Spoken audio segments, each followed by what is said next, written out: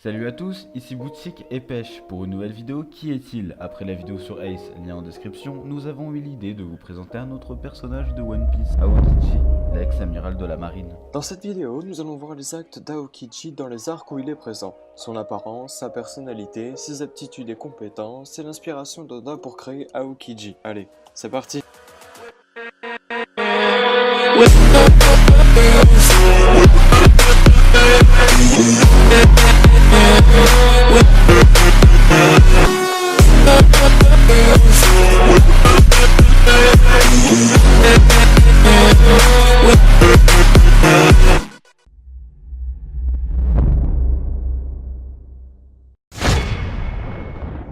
Aokiji a été présent dans plusieurs arcs et à des moments clés de One Piece. Durant l'incident d'Ohara, Aokiji tua Agwar dit Zoro. C'est ainsi qu'il rencontra Robin. Il aida Robin à s'enfuir du Buster Call pour respecter la mémoire de son ami mort pour la protéger. Pourtant, aujourd'hui, il semble regretter son choix. En effet, Robin est devenue bien trop dangereuse pour qu'il n'intervienne pas. L'équipage au chapeau de paille rencontra pour la première fois l'amiral Aokiji sur Long Ring Long Land. Aokiji dit à l'équipage qu'il n'est pas venu les capturer et c'est alors qu'il rencontre des survivants d'un naufrage. Luffy et Aokiji deviennent à moitié amis pour aider les naufragés. Aokiji glaça un monstre marin et la mer pour aider les survivants à quitter l'île. Il neutralisa ensuite Luffy, Zoro et Sanji en même temps avec une grande facilité. Glacera Robin et mettra à terre Nami pour finalement glacer Luffy. Il aurait pu tuer Luffy s'il le souhaitait, mais il respecta le pari qu'il avait pris avec Garp. Bien que Aokiji soit un homme plutôt tranquille, lorsqu'il s'agit du travail, il n'y a plus de sympathie qui tienne. Il est tout à fait capable de tuer un pirate avec qui il vient juste de boire un bon verre, mais il épargna toutefois Luffy, car il s'est occupé de Crocodile à sa place. De plus, Aokiji connaît Garp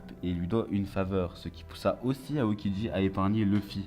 Selon Aokiji, ces petits jeunes ont un sacré potentiel et dans le futur ils risquent de devenir un véritable problème pour la marine. Il préviendra le chef du CB9 Spandam que l'équipage du chapeau de paille était à Water 7, tout en autorisant Spandam à utiliser le Buster Call comme moyen de pression afin que Robin accepte de se rendre au gouvernement mondial. Aokiji a bien entendu été présent lors de l'exécution de Ace à Marineford avec toutes les forces de la marine. Il se présenta en tant qu'amiral gardant la plateforme d'exécution.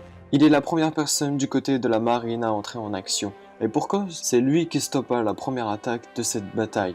Et pas n'importe quelle attaque, celle de Barbe Blanche, l'un des 4 empereurs du Nouveau Monde, qui déclencha à lui seul 2 tsunamis prêts à s'abattre sur Marineford. Aokiji les glaça et toute la baie de Marineford, permettant aux 2 camps de commencer la bataille. L'amiral remarqua la venue de Luffy dans la bataille avec une certaine appréhension sur les personnages accompagnant le chapeau de paille.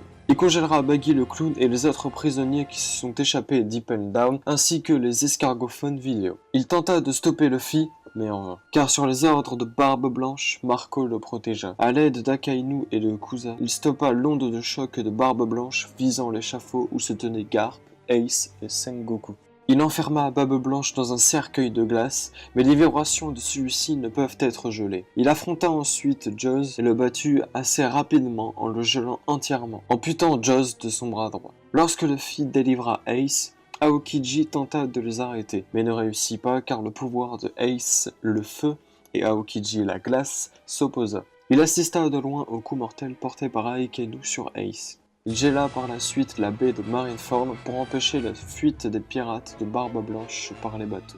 Juste avant la fin, il tenta une dernière fois de s'en prendre à Luffy et au sous-marin en essayant de le geler celui-ci, mais en vain. On retrouve Aokiji après la guerre. Suite à la démission de Sengoku, celui-ci recommanda Aokiji pour le poste d'amiral en chef auprès du général Kong. Ce qui nous prouve qu'aux yeux de Sengoku, Aokiji n'est ni trop irresponsable et immature comme Kizaru, ni trop acharné et cruel comme Akainu, mais bien plutôt calme, réfléchi et responsable. Malheureusement, le Conseil des 5 étoiles soutenait fortement Akainu. Le conflit fut inévitable, car opposé aux idées extrêmes d'Akainu, Aokiji refusa cette décision. C'est ainsi qu'un duel sanglant se déclencha entre les 2 amiraux, pour décider de qui commanderait la marine. Le combat eut lieu sur l'île de Punkazar. Il dura 10 jours. Il fut si violent que l'île subit d'énormes dégâts, dont un énorme trou au centre de celle-ci, mais aussi un changement climatique. Une moitié de l'île est devenue un volcan, quant à l'autre moitié est devenue un glacier. Le pouvoir tomba entre les mains d'Akainu après qu'il ait gagné le combat. Refusant de se soumettre aux ordres de ces derniers, Aokiji décida de quitter la marine.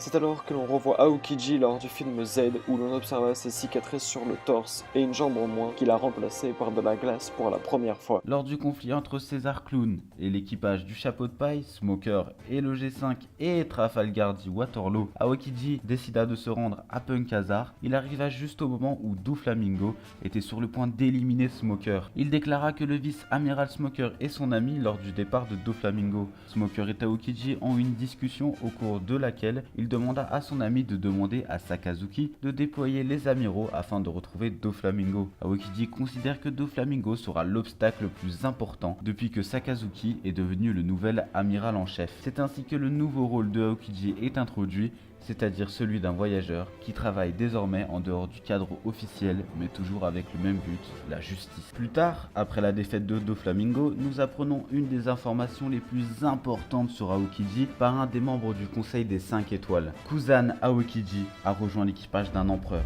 celui de Barbe Noire.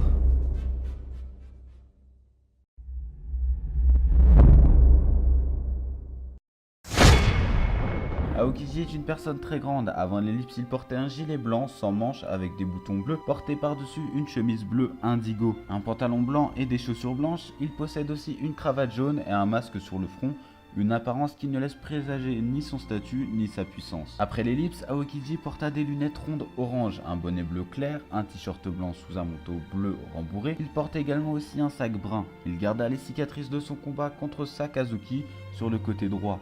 Il a également perdu sa jambe gauche qu'il a remplacée par une prothèse faite de glace à l'aide de son fruit du démon.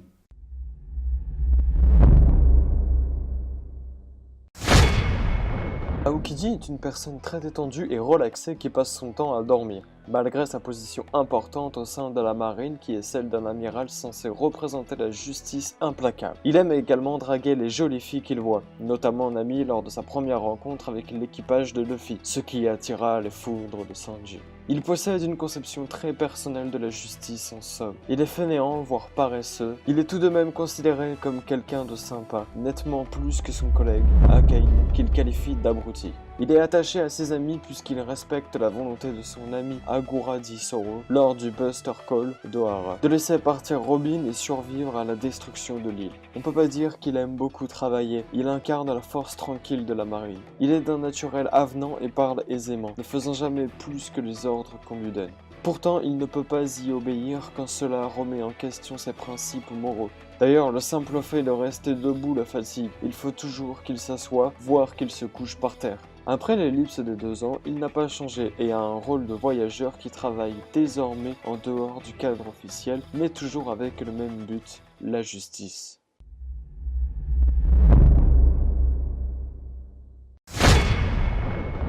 Aokiji était un amiral de la marine, il est donc un des personnages les plus puissants du monde. Il faisait partie d'un des 3 groupes représentant les 3 grands pouvoirs et assurant la stabilité du monde. En fait, ses capacités globales étaient si vastes que Sengoku a suggéré qu'il devienne amiral en chef. Cependant, après avoir quitté la marine, il a perdu ses privilèges. Il était capable de dominer facilement Luffy et les autres chapeaux de paille à lui seul. Il est également un navigateur qualifié pour voyager dans Grand Line avec un vélo et 2 ans après un pingouin. Mis à part cela et ses pouvoirs de son fruit du démon, ses attributs physiques sont également extrêmement élevés. Il est capable de repousser les attaques simultanées de Zoro, Luffy et Sanji et sans subir de dégâts. Un autre exemple, lors de la guerre au sommet, il prit un coup du pied imprégné du haki de Marco et a été vu sans blessure quelques instants plus tard. Aokiji maîtrise très bien le haki de l'armement et celui de l'observation comme tout amiral qui se respecte. Il a mangé le Ye Nomi ou givre aux fruits pour les intimes, un fruit du démon de type Logia. Il est capable de refroidir tout ce qu'il touche, comme par exemple sa technique Ice Age, qui lui permet de geler la mer sur des kilomètres. Et cette couche de glace peut tenir une semaine entière.